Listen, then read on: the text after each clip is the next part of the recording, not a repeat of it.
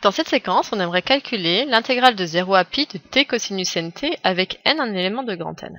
Faites une pause sur la vidéo, essayez de chercher tout seul et puis venez voir si vous avez juste. Donc ici, le n appartenant à grand N, ça va être considéré comme une constante, puisqu'il n'intervient pas.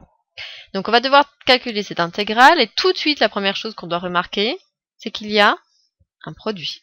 Donc tout de suite, vous devez penser à l'intégration par partie. Je vous redonne la formule. Donc vous voyez que dans l'intégration par partie, on doit choisir qui est le u, qui est le v'. Donc schéma d'intégration, on pose u de t, puisque c'est t notre variable, et on va poser v' aussi de t. Alors, qui va-t-on choisir comme u?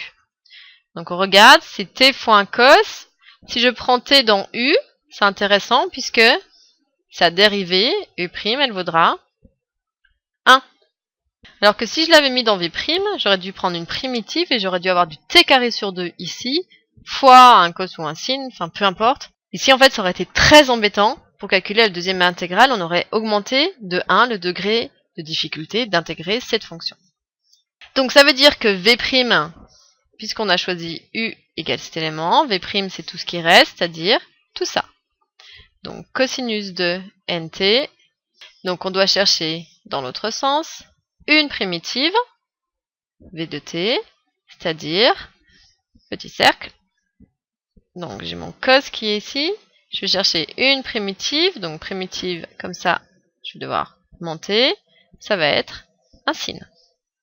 Et on n'oublie pas le coefficient, ça va être 1 sur n, sinus de nt.